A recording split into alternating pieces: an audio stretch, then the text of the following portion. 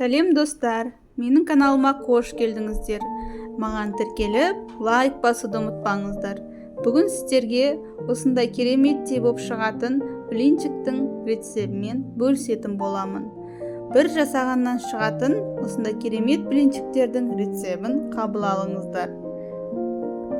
Ол үшін бізге осындай шұңғыр ыдысымызға 2 жұмыртқамызды салып, үстіне жарты чай қасық содамызбен, ас содамызбен жарты чай қасық тұзымызды саламыз. Бұның үстіне қантымызды саламыз. Қантымыз негізі әркімге әрқалай. Бұл жерде мен 3 қасық үлкен ас қасықпен қант салдым.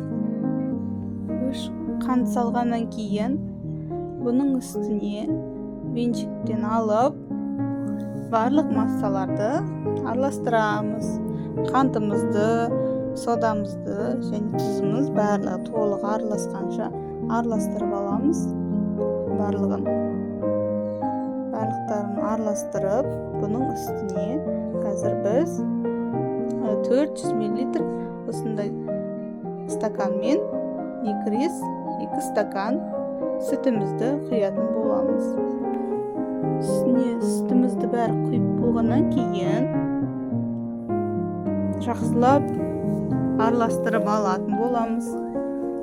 Жақсылап араластырып болғаннан кейін бұның үстіне қайнап тұрған ыстық суымызды құямыз.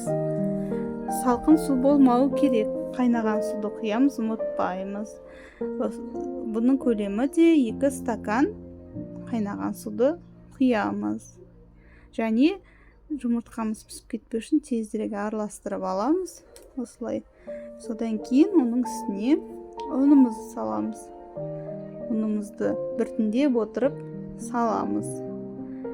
Шетінен осылай салып отырамыз да жақсылап араластырамыз. Барлығын араластырып болғаннан кейін соңғысын салып жатырық. Барлығын араластырып, ішінде ешқандай түйіршіктері болмауын қараймыз. Егер түйіршіктер кетіп қалса, пісірген кезде онша болмай шығады. Сол үшін барлығын дұрыстап осылай венчик көмегімен араластырып аламыз.